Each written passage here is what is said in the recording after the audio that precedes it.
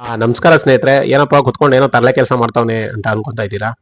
ಇಲ್ಲ ಸ್ನೇಹಿತರೆ, ಹಂಗೇನಿಲ್ಲ. ಹ್ಯಾಂಗಿಂಗ್ ಫಿಟ್ಟಿಂಗು ಹೋಗ್ಬಿಟ್ಟಿತ್ತು ಒಳಗಡೆ, ಲೈಟ್ಸ್ ಎಲ್ಲ ಎ ಸಿ ವೋಲ್ಟೇಜ್ ಕೊಟ್ಟು. ಹಾಗಾಗಿ ರೆಡಿ ಮಾಡೋಣ ಅಂತ ಕೂತಿದ್ದೆ. ಕಸ್ಟಮರು ಏನು ಬೇಜಾರು ಮಾಡ್ಕೊಂಡಿಲ್ಲ, ಇಷ್ಟೆಲ್ಲ ಹಾಕಿದ್ದೀರಾ, ಒಂದು 4 ಫಿಟ್ಟಿಂಗ್ ತಾನೇ, ಬಿಡಿ ತಲೆ ಕೆಡಿಸ್ಕೊಂಬಿಡಿ, ಆದರೆ ರೆಡಿ ಮಾಡಿ, ಇಲ್ಲಾಂದ್ರೆ ಪರವಾಗಿಲ್ಲ ಅಂತ ಹೇಳಿದ್ರು. ಸರಿ ಆಯಿತು, ಕುತ್ಕೊಂಡು ಏನು ಮಾಡೋದು ಅಂದ್ಬಿಟ್ಟು ಫಿಟ್ಟಿಂಗ್ಸ್ ರೆಡಿ ಮಾಡ್ತಿದ್ದೆ.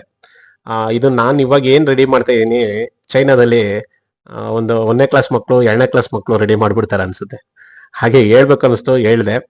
ಮತ್ತೆ ಮೊನ್ನೆ ಕೆಲಸ ಕಾಲಿದೆ ಅಂತ ಒಂದು ವಿಡಿಯೋ ಅಪ್ಲೋಡ್ ಮಾಡಿದೆ ಹೊಸಕೋಟೆಯಲ್ಲಿ. ಸುಮಾರಷ್ಟು ಜನ ನನಗೆ ಕರೆ ಮಾಡಿದ್ರು, ತುಂಬಾ ಖುಷಿ ಅನಿಸ್ತು. ಹಾಗೇನೆ ಸ್ವಲ್ಪ ನೋವು ಅನಿಸ್ತು. ಕರೆ ಮಾಡಿದ್ರಲ್ಲಿ 90 ಭಾಗ ಜನ ಪೇಮೆಂಟ್ ಎಷ್ಟು ಅಂತ ಕೇಳಿದ್ರು. ಕೇಳಿದ್ರಲ್ಲಿ ನನಗೇನು ತಪ್ಪು ಅನ್ನಿಸ್ತಿಲ್ಲ.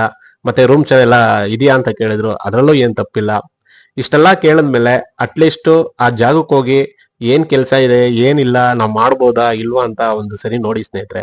ಯಾಕಂದ್ರೆ ಹಿಂದಿ ವಾಲಾಗಳು ಕರ್ನಾಟಕದಲ್ಲಿ ಪದೇ ಪದೇ ಸಿಕ್ಕಾಬಟ್ಟೆ ಜಾಸ್ತಿ ಆಗ್ತಾ ಇದಾರೆ.